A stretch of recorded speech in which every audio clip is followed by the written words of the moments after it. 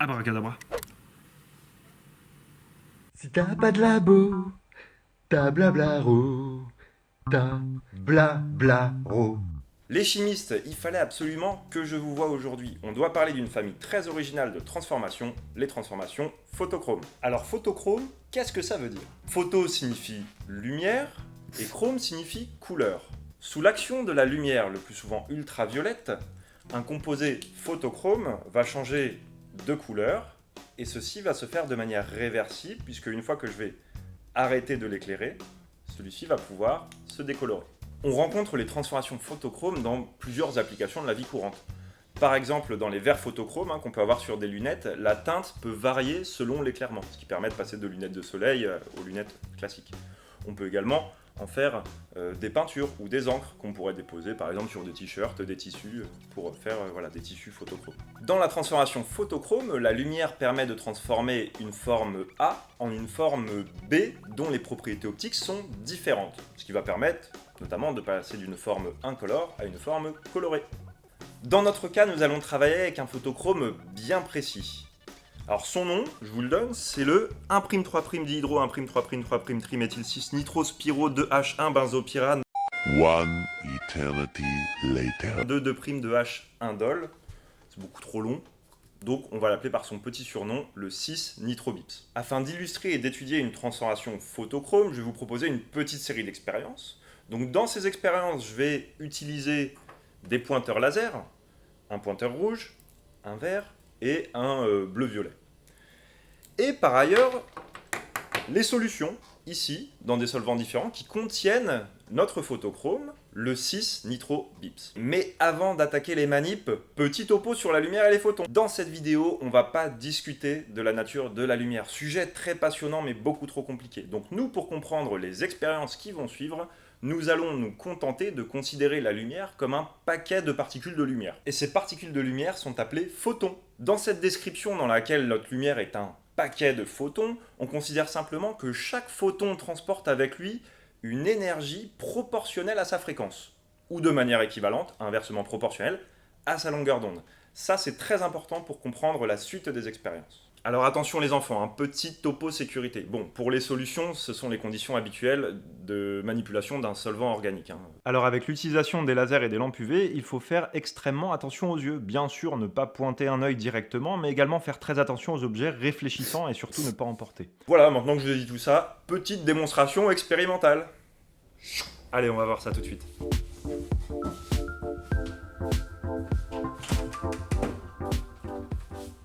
Commençons par irradier la solution avec un laser rouge. Rien ne se passe, la lumière traverse simplement la solution sans interagir avec elle. Essayons maintenant le laser vert. Rien non plus. Rien ne se produit, ni avec le laser rouge, ni avec le laser vert. Passons maintenant au laser bleu. Ouloulou, mais regardez-moi ça, la solution change progressivement de couleur. Alors le photon bleu ne laisse pas le 6-nitrobips indifférent, il l'excite et le fait changer de couleur. Et une fois qu'on éteint le laser bleu ou la lampe, on observe que la solution se décolore progressivement. Quelle que soit l'intensité lumineuse, c'est-à-dire le nombre de photons incidents, la transformation photochrome n'est observée qu'avec de la lumière bleue ou ultraviolette. Mais ça ne fonctionne pas avec du rouge ou du vert. Alors comment interpréter ces observations? La première chose à savoir, c'est que pour que la forme A incolore se transforme en forme B colorée, il faut forcer A à absorber un photon suffisamment énergétique pour le faire passer dans une forme excitée. Et donc pour faire ça, en fait, il faut l'irradier dans la zone où A absorbe. Et donc pour ça, on peut regarder son spectre d'absorption UV visible et on voit bien que le composé A absorbe dans l'UV. Lorsque le composé absorbe un photon, il y a excitation électronique, c'est-à-dire qu'un électron passe de son niveau d'énergie initial à un niveau d'énergie plus élevé. Pour que cette absorption soit possible, le photon doit avoir une énergie au moins égale à cette différence d'énergie, et c'est le cas lorsqu'on utilise de la lumière UV. Et comme nous l'avons dit plus tôt, l'énergie du photon est inversement proportionnelle à sa longueur d'onde. Ainsi, les photons bleus ou ultraviolets sont plus énergétiques que les photons rouges ou verts. Ainsi, le photon bleu plus énergétique l'emporte et permet la transformation photochrome.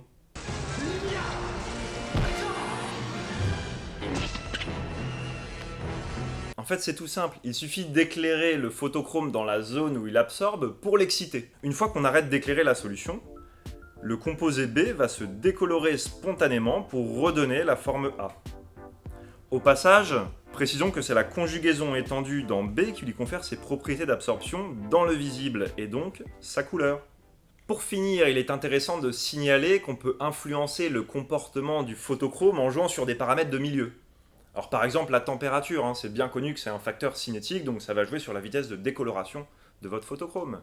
Mais il y a aussi la nature du solvant, qui en fonction de sa polarité va interagir de manière différente avec le photochrome, et donc va donner lieu à des cinétiques de décoloration différentes. Le solvant, il a aussi un autre petit effet sympathique, c'est que, comme vous le voyez, en fonction du solvant que j'ai choisi d'utiliser, la couleur est différente, et on parle de solvatochromisme. Sur le spectre d'absorption, la longueur d'onde du maximum d'absorption varie légèrement selon la nature du solvant, ce qui explique l'influence du solvant sur la couleur de la solution. Il est également possible de le piéger dans un solide, et c'est ce qu'a fait l'un de mes étudiants, en piégeant son photochrome dans un matériau polymère à base de polyuréthane. Il existe d'autres phénomènes très étonnants analogues au photochromisme, comme le thermochromisme, où c'est la température qui fait changer la couleur, ou encore l'électrochromisme, où ça va être le passage d'un courant qui fait changer la couleur.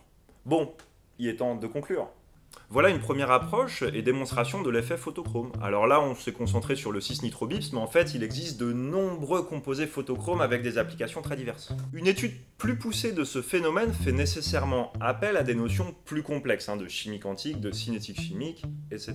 D'accord ? Je tiens à remercier Jonathan Piard, qui en fait m'a fait découvrir ces fameux composés photochromes, a montré un petit peu ses expériences, et d'ailleurs a écrit des articles tout à fait intéressants dessus. Et gros merci aux tipeurs. Cette vidéo a été réalisée en partenariat avec Mediachimie, que je remercie également, et je vous invite à aller faire un petit tour sur leur chaîne YouTube. Si vous aimez ces vidéos qu'on vous propose, posez un like sous la vidéo, n'hésitez pas à interagir avec nous dans les commentaires et partager à l'attention de vos amis chimistes. Et bien sûr, si vous souhaitez rejoindre notre grande famille de chimistes, abonnez-vous et allez aussi faire un petit tour sur le site blablaro-chimie, vous trouverez plein de contenus super sympas. Et quant à moi, je vous dis à bientôt au labo!